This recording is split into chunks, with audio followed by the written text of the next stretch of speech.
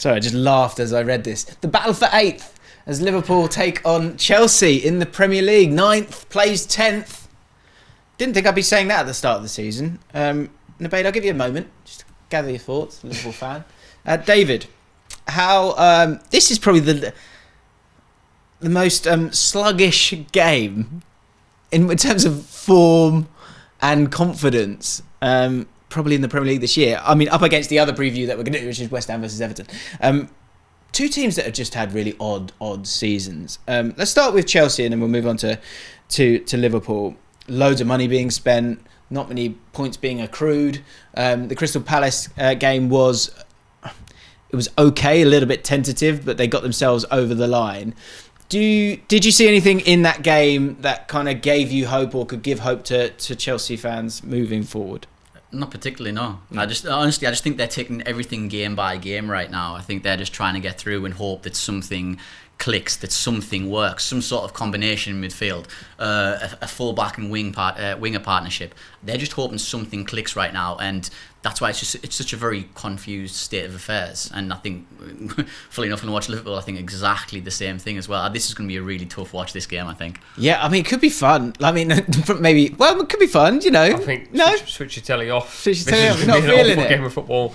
Well, let's, with Chelsea, so many different players. I think I saw a stat which said last 54 games they've made 200 changes. Yeah, that's crazy. That's an average of 4 changes a game. That's nuts. Yeah. But believable, right? Yeah. And so, talking about what David said there, in terms of kind of trying to find something, that Crystal Palace game, there was a set where Lewis Hall played on the left-hand side, had to do a lot of work. I think there's a key battle there when it comes to him and Mohamed Salah. Mason Mount playing in that one. In particular on that left-hand side, he's the man that everyone's talking about. You know, you've made enough changes already. Do you chuck Mudryk in straight away? I think you do. I think Liverpool have struggled against pace. Also, like Mitoma against Trent. Although I think Trent's been brilliant defensively since the World Cup. I do think players like Mitoma will cause problems for any fullback in the world, especially if you've got an attacking fullback. And Mudryk is not exactly a similar mould, but he's explosive and he's quick.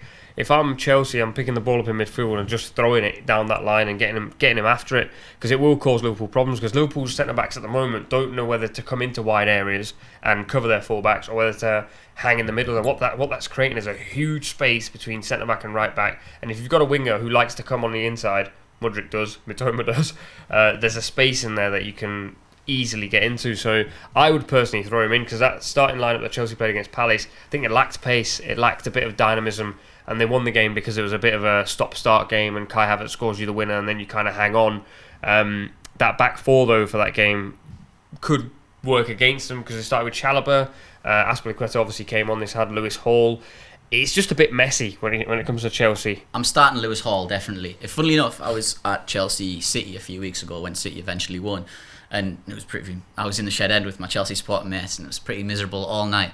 The only time there was any energy was when the kids were brought on. So I think there was Hall, Kai Chukwuemeka came on, and Amari Hutchinson came on. The only time there was any energy, any enjoyment of the game was those three came on, and Lewis Hall particularly was excellent when he came on. So I think he has to stay in the team, and that's the sort of thing what Potter needs to be doing. He needs to be looking at that squad, and I know it's quite big right now, but he's just saying, I need to have an idea of who my first 11 is. I need to know when I name that team who my starting left back is, and certain things like that, so you can just get a spine and a bit of consistency together, because there's just none at the club. I totally agree. I think there's a thing called overchoice, and I think that's what's happening here. He needs to be far braver, and maybe he's starting to do that. But the other thing is, you can spin the Lewis Hall thing another way, where you kind of go, you know, and I've seen it with QPR. Often you're in a bad place and you're scrabbling about for some kind of optimism, like you're saying.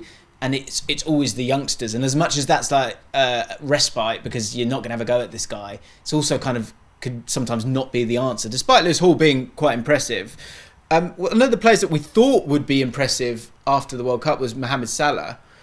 What's going wrong for him? Is it just one of those things where it's about the whole team right now, or is he struggling himself? I think his overall performances have actually been quite good. I think he's got 7 goals and 4 assists in the league, and I think with Salah there's an over-obsession to judge him by his goals and his assists, but his general play has actually been quite sound. The problem has been Liverpool have been quite disjointed, so when the ball's in the final third, You see here that he was used to receiving 10 progressive passes per 90 last season. This season it's down to 7.5.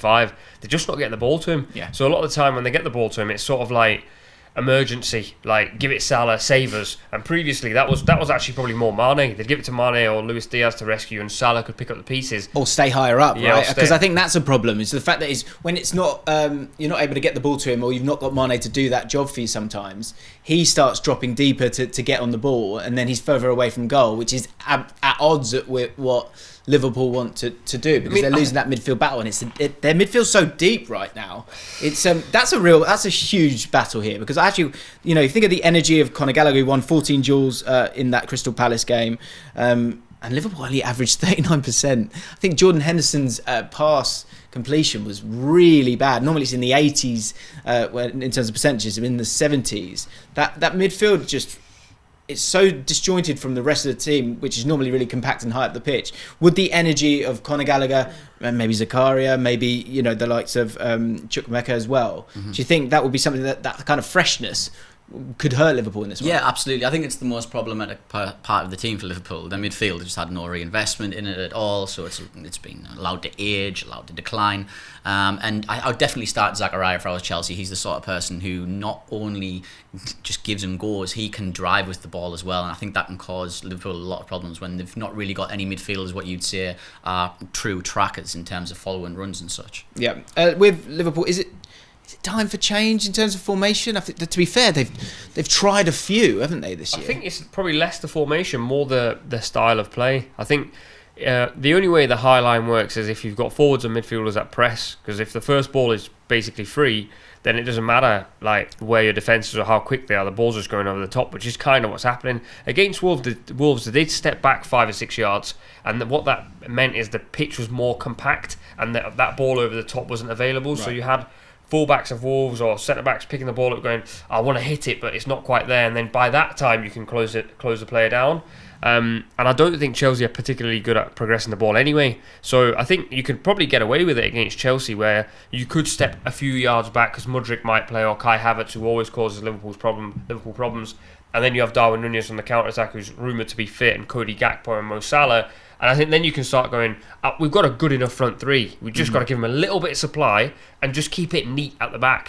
From a psychological point of view, is that a problem, though? Because, the way Jurgen Klopp plays, it's about being assertive. It's about It's like a unit operating all together. Yeah. Everybody has to be on the same page. But that moment, that element of weakness of having just something as simple as having a mid-block, is that something that's could lead to doubt and problems elsewhere? Or is it just one where, they just cannot press the way they could before? I've seen you do plenty of videos on Liverpool. Watching that team, do you go change the system, change the style, or keep it all the same and hope it eventually works? I'd like to say, if Firmino's not fit, I think there's something in playing a 10. I wonder if there's something in that, because it feels like they're so detached, the midfield to the forwards, and so you need to find a way around that, and that's where that's what feels like it's missing for me a little bit. And maybe you can play, you might then don't need to press as high, or you can press at times, but not in the same intensity. And that area there, which time and again, McAllister, the game against Brighton, had free reign. But it was because the midfield three couldn't get up to him, because Thiago often kind of sits back and deep, Henderson's over here. There's this massive space in the middle. And so if you play Jorginho in a game like this, he really should be doing quite well. And Firmino, this is the thing, the profile of the team when it was great was so great because Firmino wanted to drop in and sit on those players. You had Mane and Salah who wanted to start wide and go central, and so from the press it was just so exhausting and there was no space. At the moment there is space, and that's why I would flirt with the idea of something like that, which I know is not ideal because you probably don't want Carvalho in there, you want Henderson, a leader, in there in a game like this, but it's not been working, has it? I mean, I think they did move to a diamond a few times last season, but I think when you're, like we're saying, just scrap the press, Klopp's going I've been managing for 20 years and that is how I play. So I'm going to find a way to press. Yeah. So it's almost impossible for him to go, I'm just going to scrap the high line, I'm going to scrap the press, I'm going to play a diamond midfield, I'm going to keep it compact, And you could argue there's a lack of versatility in there in his management, but clearly he's not going to do that. I think he's going to stick with 4-3-3. I wouldn't be too surprised to see Bajcetic start in midfield, who I thought was really good against Wolves, high energy. But then we're doing the same thing that Chelsea are doing and going, young man, save us. And that is a risky line to toe. Okay, so two teams struggling for confidence. Games at Anfield. Who wins? I'm saying Liverpool win 2-0. You didn't watch Liverpool. I'm saying 1-1. I think the crowd will help, but I don't think. I think it'll be a draw as well. I think you're right. 1-0. Get your score predictions in the comments down below. Thanks so much for watching ESPN on YouTube, and for more sports highlights and analysis, be sure to download the ESPN app, and for premium content and live streaming, subscribe to ESPN Plus.